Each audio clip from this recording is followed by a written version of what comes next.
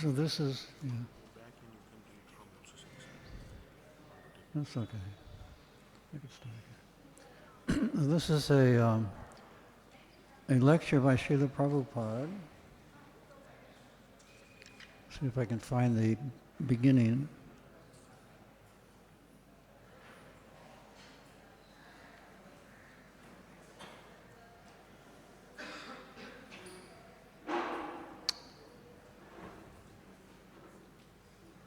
Anyway, I'll just start with in the middle of the lecture. So today is a very auspicious day. With great difficulty we have got now sanction. Now please cooperate with this attempt as far as possible with your pranir, artire, dhira, vacha. 4 things. By your life, by your words, by your money. Pranir, artire, dhira, vacha. Shreya archanam sada. This is the mission of human life. Whatever you have got, it is not that because I am a poor man, I cannot help this movement. But if you are a poor man, you cannot give money, then you can give some intelligence. And if you are a fool, then give your words.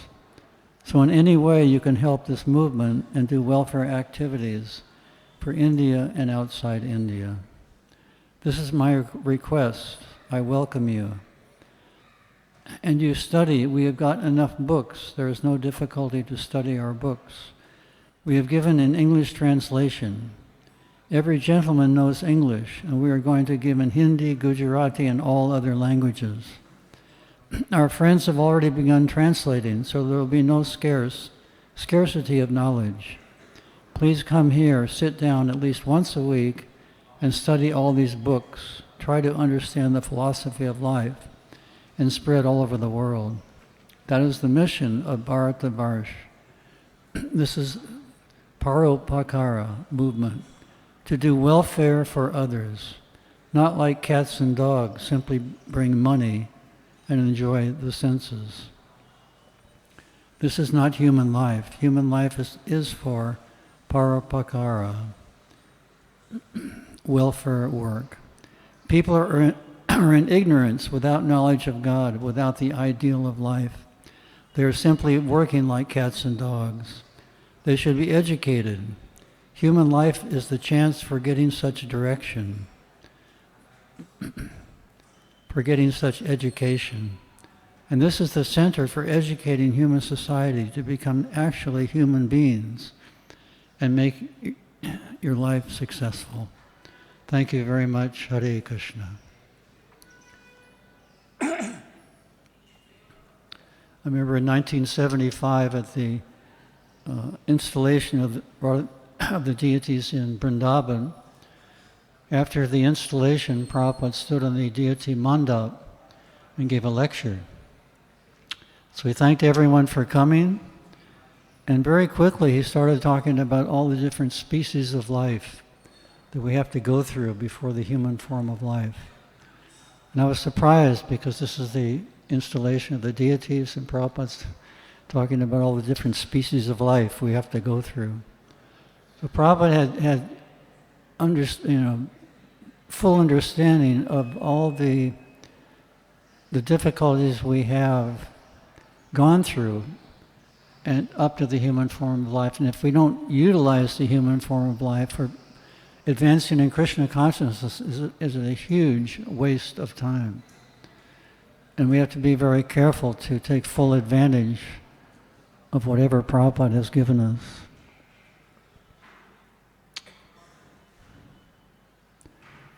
So the next day, January 24th, after staying in Juhu for almost 3 months, and finally getting permission to build the temple, Prabhupada left for Hong Kong. And afterwards, in quick succession, he visited Tokyo, Honolulu, Los Angeles, Mexico City, Caracas, Miami, Atlanta, Dallas, New York, London, and Tehran. Just see how much Prabhupada sacrificed traveling continually. In London on March 11th, he reflected on his efforts in Bombay. Brahmananda, referring to one of Prabhupada's youthful exploits, said, "You must have been very brave."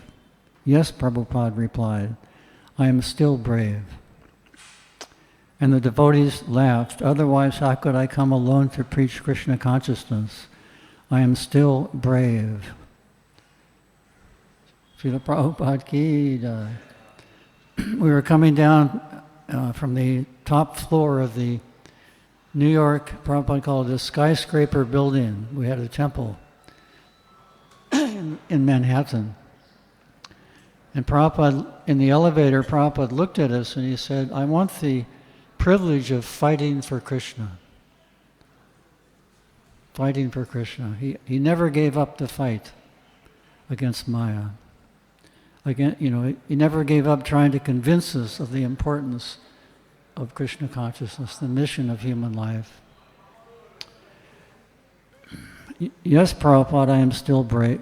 "Yes," Prabhupada replied, "I am still brave." "Jai Srila Prabhupada," the devotees exclaimed. "Some astrologer told that this boy, for executing his purpose, will enter into the fire." He continued, "Yes, recently in our Bombay affair, it was a fight with fire, is it not?" "Oh yes," Brahmananda agreed. "We have come out victorious." Yes, all glories to Srila Prabhupada. "So many obstacles," Prabhupada said, "and still going on. Now the governance is cornered. Now the governance is cornered. That means they're trapped. The governor of Maharashtra in Bombay, if he says yes, that is dangerous for him. If he says no, that is also dangerous." Before Prabhupada left Bombay, anticipating getting the permission to build, Mr. Sethi had raised the question of pilings of reinforced concrete driven into the ground to support a building's foundation. Generally, to determine if you needed piles or how strong the piles had to be, you hired a soil testing company to drill into the earth and see how far down you had to go to reach bedrock. And because the Juhu land was near the beach, it was expected that the soil would be sandy with water underneath, and that we would need piles, which would be quite expensive, 2 lakh rupees. This is sea area, Mr. Sethi had said, and every building has piling 30 to 35 feet below the ground. We must put piling in this land to build the temple. "No," Prabhupada insisted, "we don't require piles. After a few feet, the land is hard, so don't waste money." Still, Mr. Sethi had harbored some doubt, and he hadn't wanted to take chances, so he bought in a soil specialist who tested the topsoil, and an engineer, and he had consulted other experts, and they all agreed, "Oh yes, you need piling." I felt torn. If Prabhupada said that we didn't need the piling, I thought, then we should just go ahead. This is Giriraj Das Brahmachari at that time speaking. And I was feeling pressure to begin the work because he had said, begin immediately no matter what. But the issue of the piling was not resolved. And finally we decided to do a soil test, which was quite expensive, about 10,000 rupees. That would be the only way to know for sure. A company brought out a boring machine. That means a machine that drills into the ground. And the machine started drilling, but after only 8 or 10 feet, the drill got stuck. It had hit bedrock. None of us had expected this so soon, except Prabhupada. So Prabhupada, this is some exhibition of his mystic power. He knew that there was bedrock only a few feet below the sandy soil.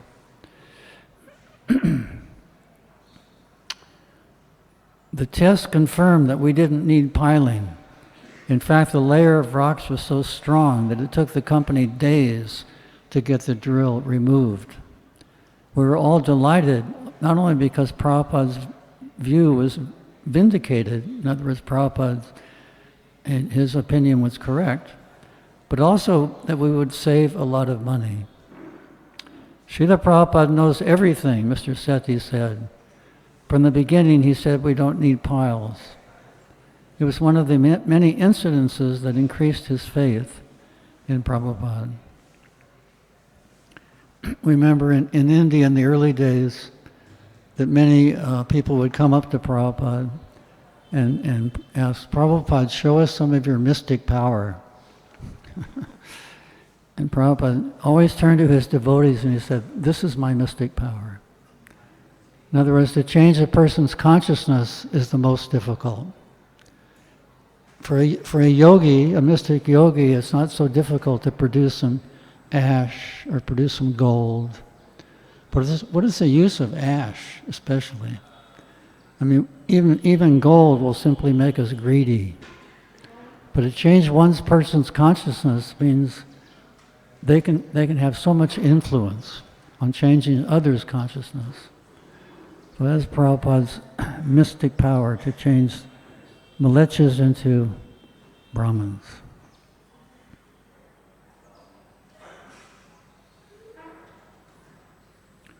Let's see.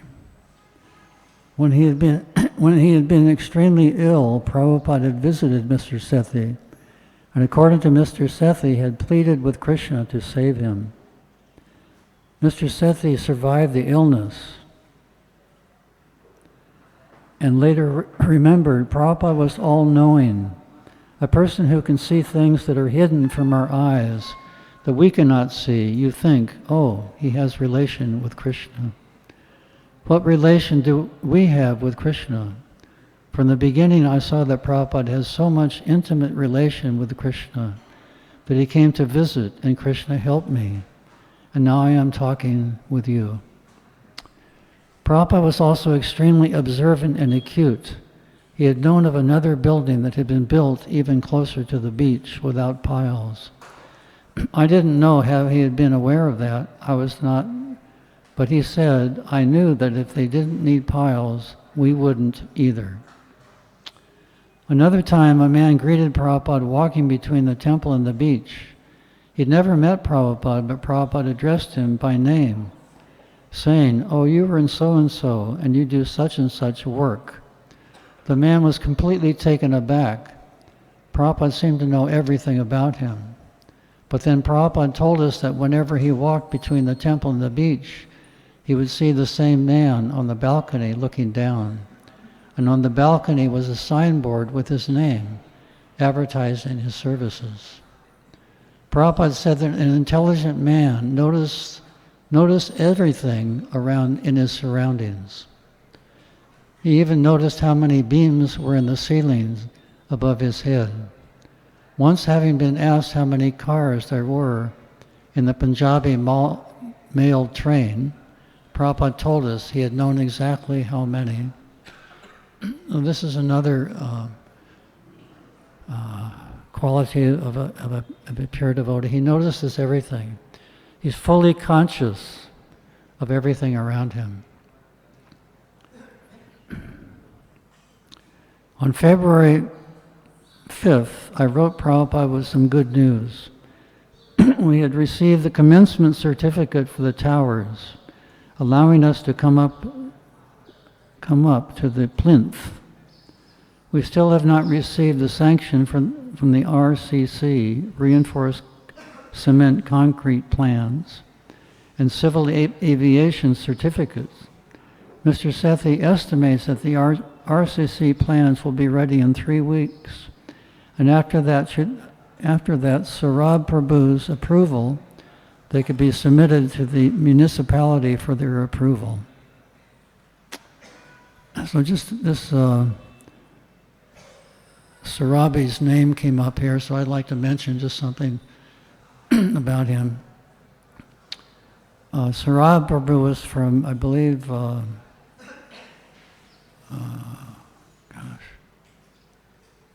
Anybody know where Sarab was from? European country? Huh? Not Poland, no. Huh?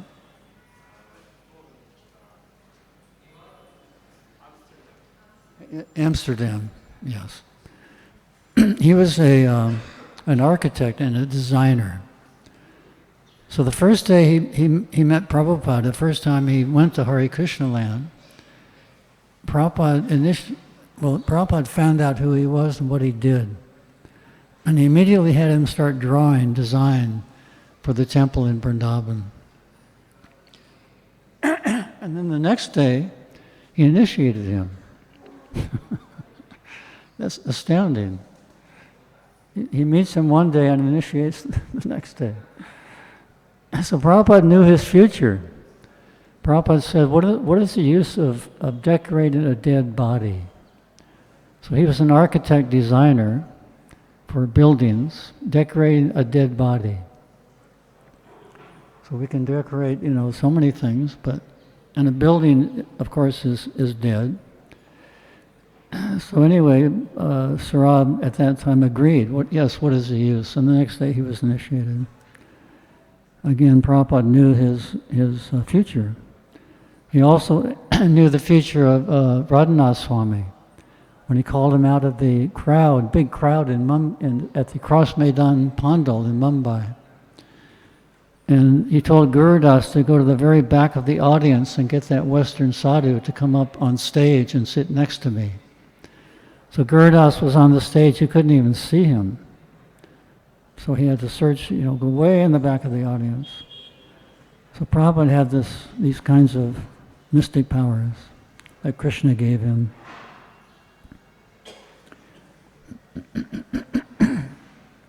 Another issue we faced was the setback land.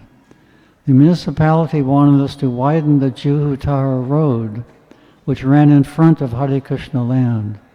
And so we had to cede them some of our property, the setback land, running along the road. The municipal officers have come and demarcated the setback land, I wrote Prabhupada. Presently, our architect is planning 5 drawings of the property according to the new setback land, and upon their calculating exactly how many feet have been taken in the setback, the corporation will issue us a certificate giving us that area in FSI floor space index, which determined how much floor space we were allowed in our new proposals. Then only after receiving that certificate from the municipality will we actually surrender the land and put up the wall. I hope everybody is following this. This is all very detailed. We had worked very hard to get the permission to build, but Indian permits often include many conditions and were not valid until all the stipulations were met. One of the conditions in ours that we had to have an internal access road of a certain width. It just so happened that right where the access road was supposed to go, there were some palm trees.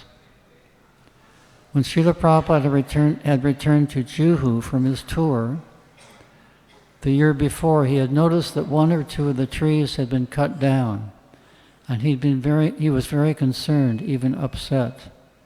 "Why did you cut down the trees?" he had asked.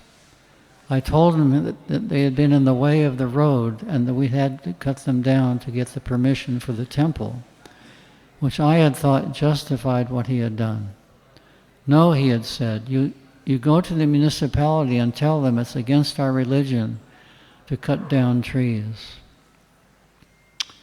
Prabhupada told us what to do, so we did it. We'd done it, but the municipality officers had objected. Now on March 16th, when he returned from his world tour, stopping for 3 days in Juhu on his way to Gaur-Purnim festival in Mayapur, practically the first thing he said was, "I was just in Tehran, and I have seen that they have trees in the middle of the roads. The government allows it, so we can also have trees in the middle of our road." So we see sometimes in Mumbai there's also trees. in the middle of the road. You have to drive around the trees. So maybe that was Prabhupada's initiative. That maybe he started that, allowing the trees to stand. In Dallas, Texas, there was an incident where devotees cut down a tree, and Prabhupada was very, very upset. So Prabhupada paid attention to all living entities, not just humans.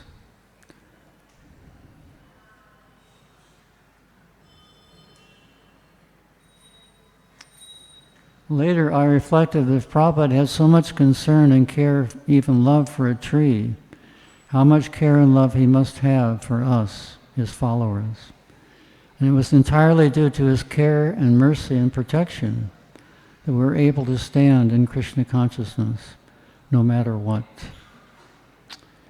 In a later similar incident, when the devotees had to remove another tree to facilitate the construction, Prabhupada would not allow it to be killed. 25 or 30 men had to uproot the tree and, using a big crane, relocate it to another part of the property. Around this time, Hansaduta Prabhu came to Juhu to meet Prabhupada. He had been having difficulties with the other leaders of ISKCON, Hyderabad Farms Project, and he wanted to share his frustrations with Prabhupada, who listened patiently and with sympathy. I was impressed not only by how kind and compassionate Prabhupada was, but also how much time he had to spend with us to smooth out our relationships and heal our hurt hearts. So Prabhupada, of course, heard so many problems from different devotees during his time. I remember being in the Calcutta temple. Prabhupada was coming. We were there for about 1 month. We were very immature in those days, and still are to a degree. But everyone was having difficulty in the Calcutta temple, 1971. And so we're all waiting for Prabhupada to come and tell him our grievances. So he finally came, and we had an Ishtagosti. And do you have Ishtagostis here, by the way? Yeah, good.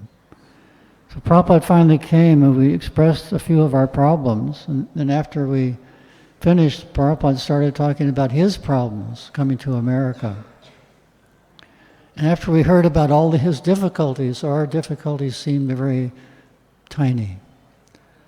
Some problems with, the bathroom, or in that time there was only one bathroom, and the ladies had to come from the top floor through the bathroom to go into the temple.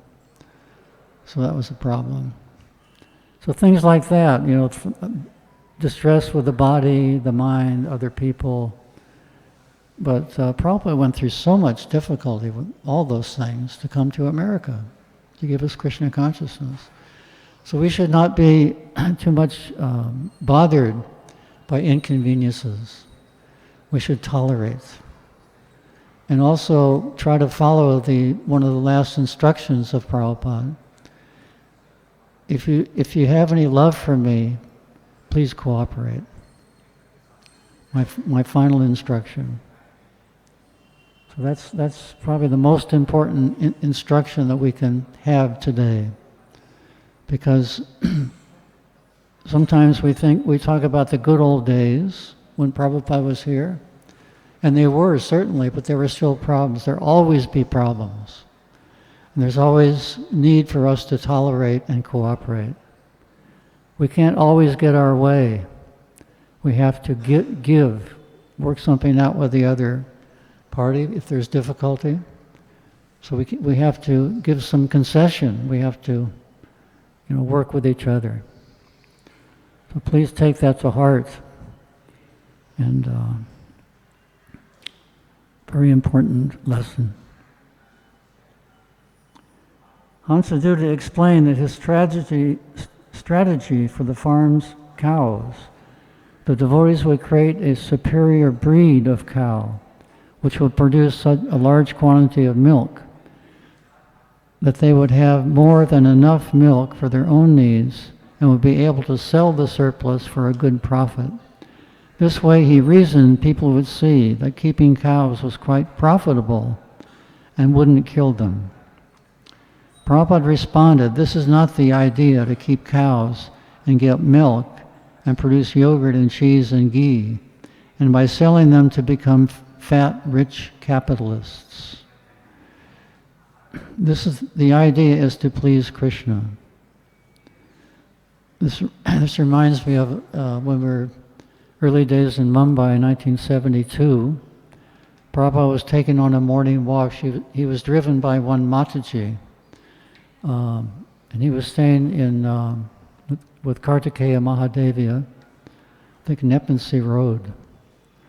She would come and pick up Prabhupada, and she would go on the morning walk. So one morning, she said, Prabhupada, I have a good plan for your disciples. I know of a very good investment, and we should invest a lot of money in this. It'll produce a lot of money, more money. So Prabhupada said, no, I'm not interested. He said, well, she said, actually, this will save your devotees from going door to door and working so hard to collect money. Prabhupada said, I'm not interested. I want them to work hard. I want them to go door to door. So this is Prabhupada's idea to preach. Number one, preach, and also do some austerity. Austerity is the wealth of the Brahmins. If we don't do austerity for our own advancement in Krishna consciousness and also to preach, then we become lazy. So Prabhupada went on, we protect the cows because Krishna wants it, for Krishna's pleasure. Whether we make money or not, even if we lose money, we will still protect the cows and depend on Krishna. Our interest is to please Krishna, that is bhakti. So by fighting over trying to get our way and trying to earn more and more money, we have to ask ourselves, is this pleasing to Krishna? Are we pleasing Krishna? That's the main criteria. And Prabhupada always, that was the final word. Are we pleasing Krishna? So please, again, take this to heart. We see today that there's difficulties, different places that I visited.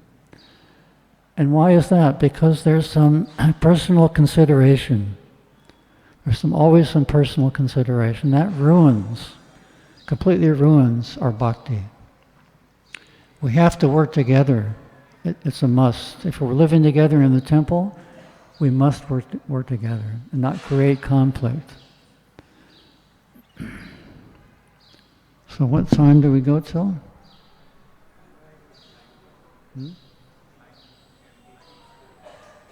5 to 9? 5 to 9? Past 9. What time is it? 20 to 9 now?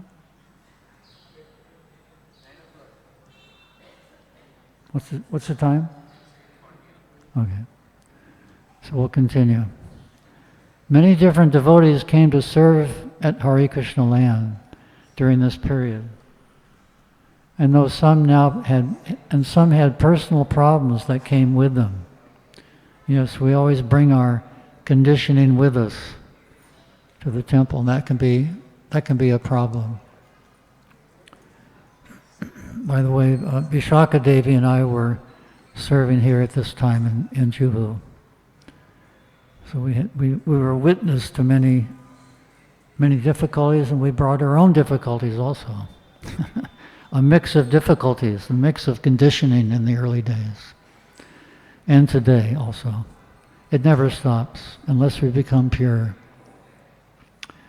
Many different devotees came to serve at Hare Krishna land during this period.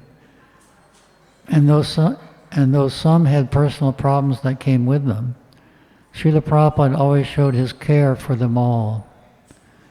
One of the devotees was suffering from paranoid schizophrenia. and I was informed Prabhupada of her extreme behavior and asked him what to do, especially because her father had proposed to send her to a psychiatric hospital for treatment.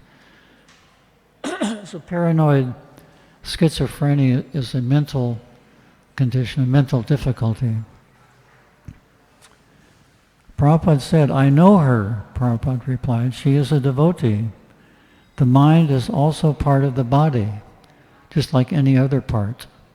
Just as one's arm or leg may be broken, but one's infirmity does not affect one's position as a devotee.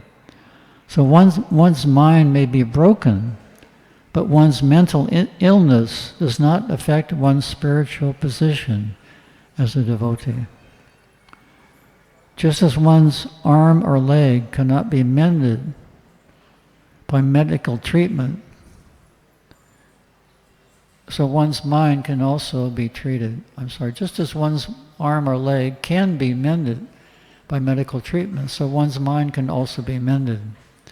In conclusion, Prabhupada approved of her undergoing treatment in a psychiatric hospital. Soon thereafter, when the devotee was in Ahmedabad, Prabhupada wrote her, referring to her illness. "Anyway, we have to depend upon Krishna in all circumstances. As long as the body is there will be different degrees of health and unhealth. We have to tolerate these things, just as we have to tolerate the seasonal changes of sometimes hot and sometimes cold."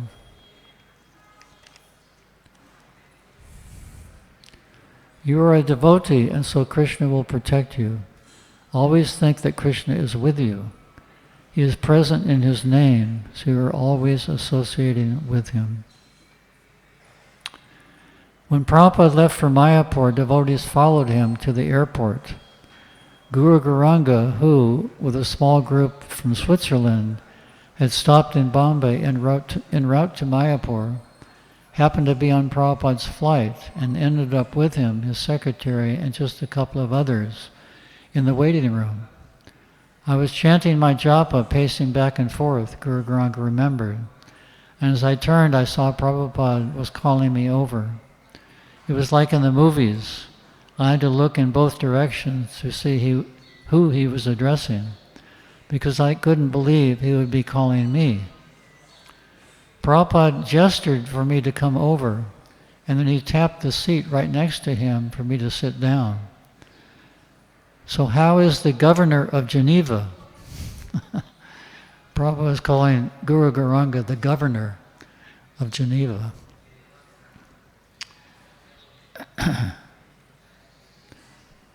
"So how is the governor of Geneva?" he asked. "Is he still worried about the Swiss economy if everyone joins our movement?"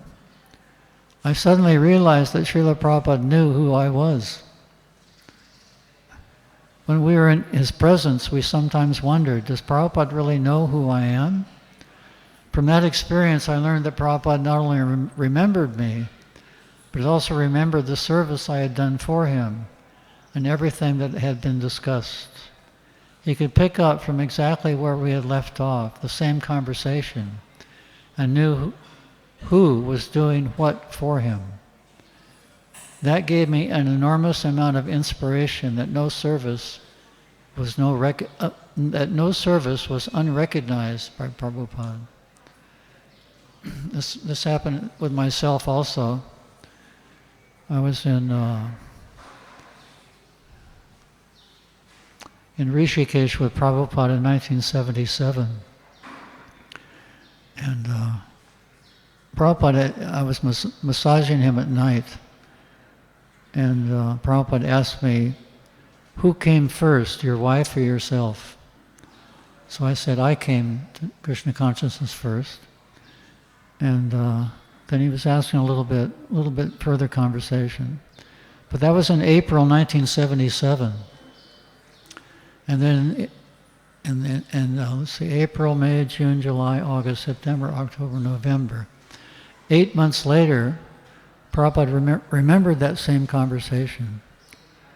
And Tamal Krishna Goswami was speaking about our service to Srila Prabhupada, Vishaka Devi's writing and photography and my filmmaking. And then he was especially speaking about Vishaka. And at the end, Prabhupada said, yes, but Yadubara came first. And Prabhupada remembered that. So, Prabhupada never forgot anything. Where are we?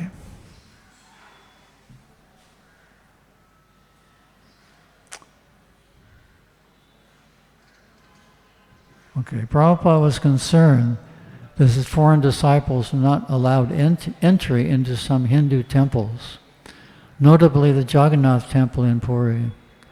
In April 1977, Shamsundar Brahmachari, Shamsundar Brahmachari, godbrothers of Prabhupada's, connected with Srila Bhaktisiddhanta Saraswati Thakur's Gaudiya Math mission in Puri, inviting Prabhupada to visit Jagannath temple.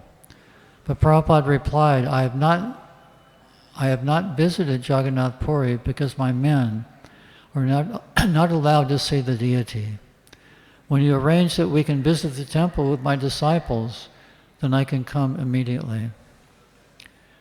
It is very regrettable that these European American boys who are purely Vaishnava and who follow all the principles are not allowed by rascals to enter the temple. As stated in the Padma Purana, Archaye Visho Siladir Gurusu Nada Matir Vaishnave Jati Buddhir. I do not know what makes the management take this attitude. If you can remove this restriction, then you will do great service to the Gaudiya Vaishnava community. According to Shastra, anyone who wears tilak and sika, tuft of hair and kunti, neck beads, over and above Vaishnava dress must be accepted, especially while chanting Hare Krishna mantra with bead bags. Kindly convince them and induce them to allow these Vaishnavas to enter the Jagannath temple.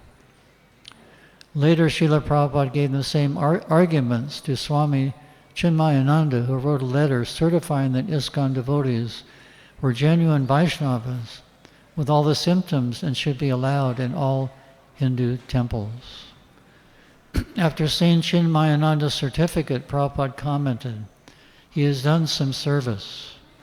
And he asked me to present Chinmayananda a copy of the 7th chapter of Sri Chaitanya Charitamrita, Adi Leela, entitled Lord Chaitanya in 5 Features, which describes Sri Chaitanya Mahaprabhu's defeat of the Mayavadi sannyasis in Varanasi and their subsequent conversion to Vaishnavism.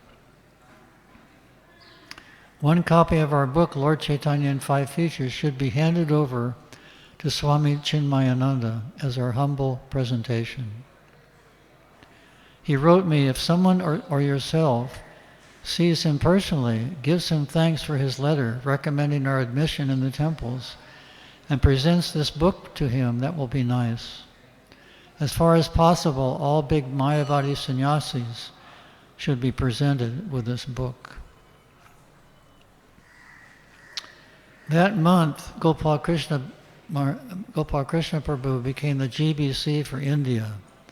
He landed in Bombay and proceeded to Mayapur. What Prabhupada told him, your first task is to complete the Bombay building in 6 months. He attended the opening of the Krishna Balaram temple in Vrindavan and then came to Juhu, but before he arrived, Prabhupada prepared me. To impress me with Gopal's competence and stature, he told me that Gopal Krishna had his own office in a major company and his own car. I was surprised to hear Prabhupada speak about Gopal Krishna in such terms. Did he think that my association with big men in Bombay, I had developed that standard of assessing a devotee, whether he has money or not? I hadn't thought so, but I was convinced that he knew me better than I knew myself.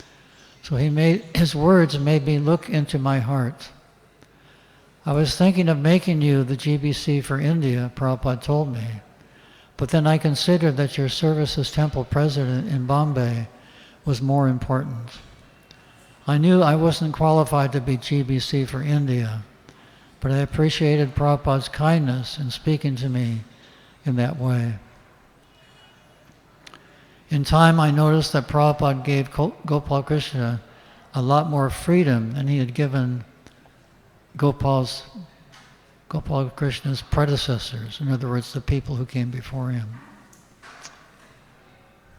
I figured that either Prabhupada had decided within himself to withdraw a little from management, or he felt that Gopal Krishna was able to function more on his own than others. In any case, Prabhupada was leaving to Gopal Krishna matters in which he previously would have become more directly involved. I also felt relieved that Gopal Krishna was carrying some of the burden of Prabhupada's management responsibilities.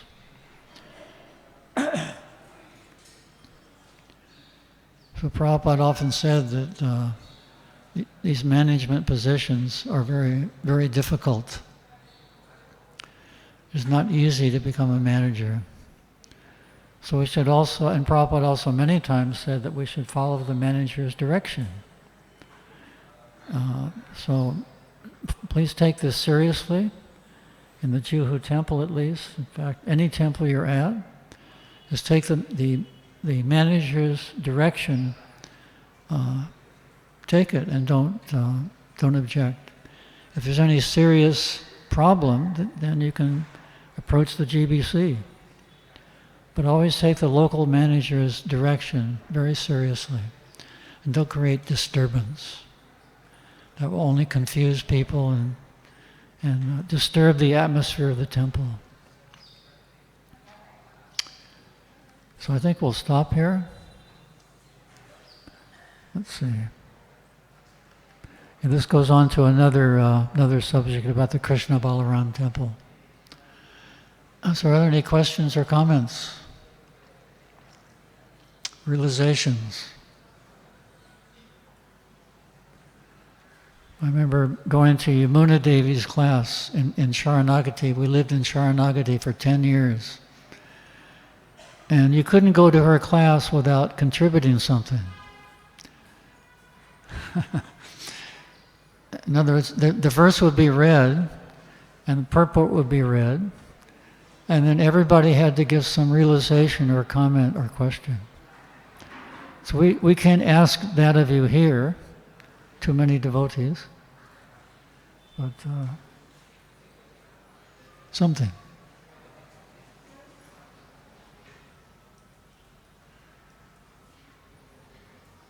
So yes, Prabhu. In this Juhu project, where were you and what were you doing? What was I doing? I was the secretary. Sending letters to life members. Actually we printed the first Bengali BTG here. I think the first Hindi BTG also. So different services. Actually, we were doing everything. I remember moving from the Akash Ganga building after Mr. Nair met Prabhupada. And Prabhupada immediately came here and wanted the land immediately. So there was some resistance because we figured, we're in a beautiful place downtown Mumbai, great for preaching. And we came here. It was a fishing village, deserted, run-down apartments. But Prabhupada immediately wanted us to move. So it was a test, In Krishna consciousness, there's always tests. The spiritual master will give you tests. Krishna will give you tests. It never ends until you come to the very high stage of Krishna consciousness. We should always expect it. We should also always expect difficulties. And not try to frantically correct things or make ourselves frantically comfortable. That's a tendency in material life. If we're under some stress or discomfort, we're trying to immediately remedy that.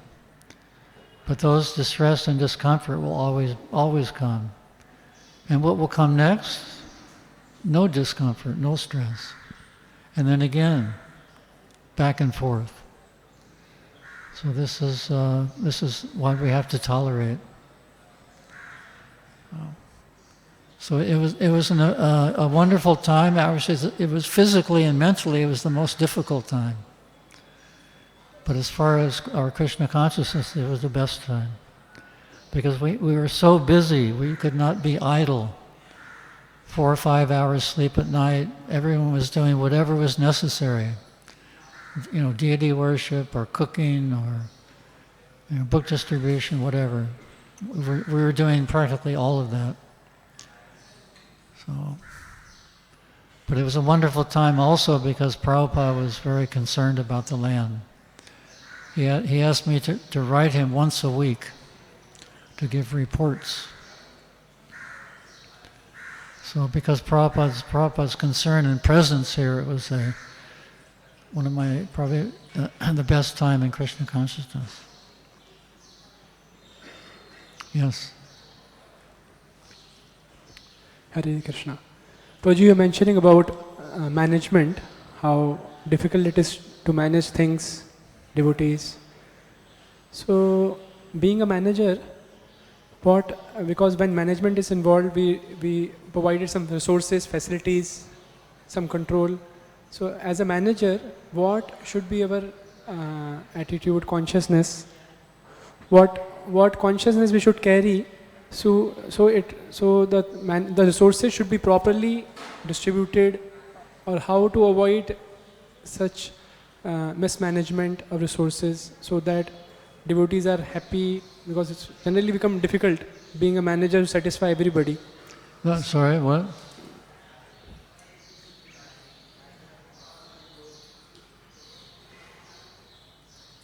Being a manager.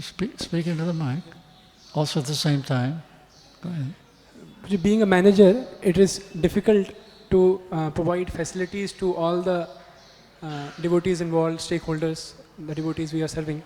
So what things we should take care that it should not become disturbance to others, or things are properly... Should not become what? Disturbance to others, mismanagement of resources should not happen. What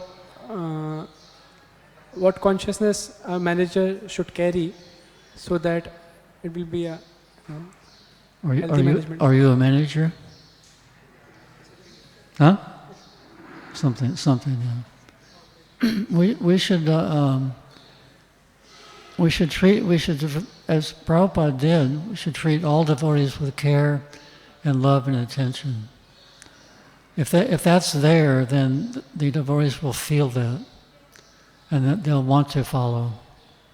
If they're actually devotees.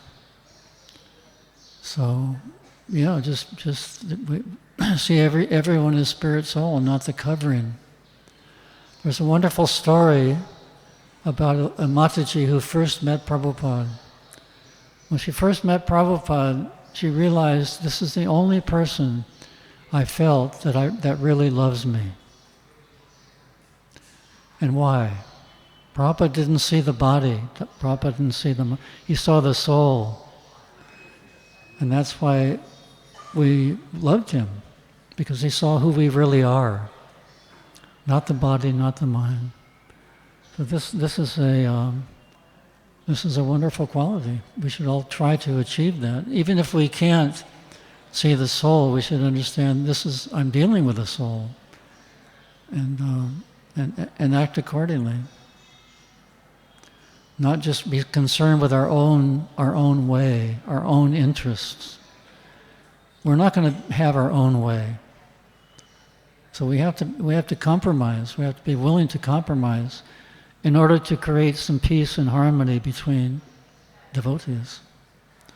Otherwise, it's not a nice atmosphere, just fighting each other. So you have a wonderful managing team led by Raj Hari Prabhu. So cooperate. He's been here how many years, Prabhu? 40 years. So he's a veteran in the field. So we should all respect that and follow accordingly. Is that okay? Yeah, Prabhupada was, this lady said Prabhupada was the only one who really loved me. And you can ask, what about friends? What about relatives? Most often, if they're not Krishna conscious, they only see the body and the mind. There'll never be unity if you only see the body and the mind, if you relate to people like that. There was a wedding. Excuse me.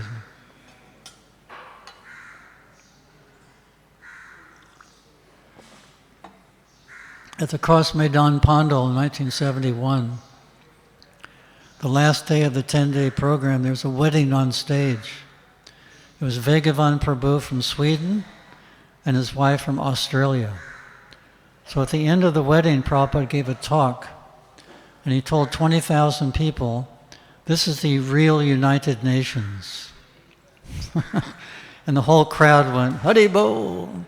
They cheered. And it's a fact. Unity can only become possible if you're not acting on the bodily platform. Otherwise, it's impossible. The United Nations have tried for decades to create peace. There's only more strife, more countries, and more wars.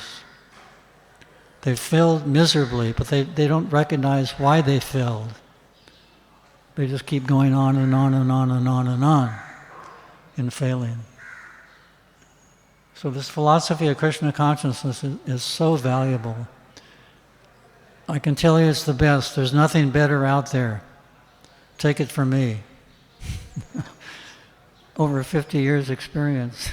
Yeah, so it has something very wonderful, something very valuable.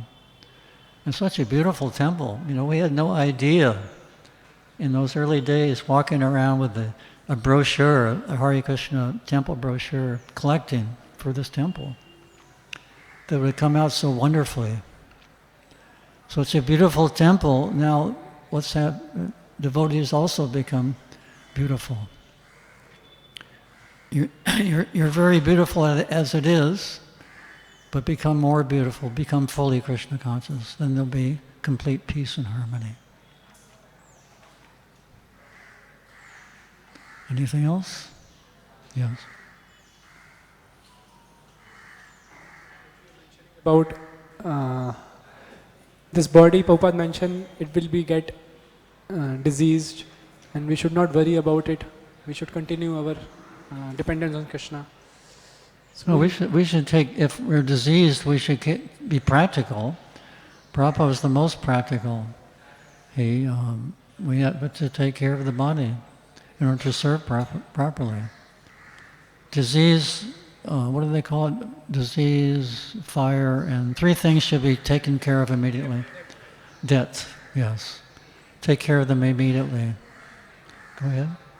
So generally, Puji, it happens at our level when such disease are there, then we unable to practices our sadhana bhakti, or it become difficult remembering Krishna or sadhana bhakti, the limbs of bhakti.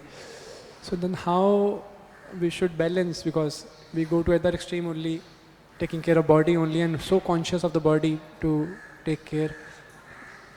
How should you balance? Take advice from somebody who you respect. Take advice from someone who you're friends with and respect. Okay.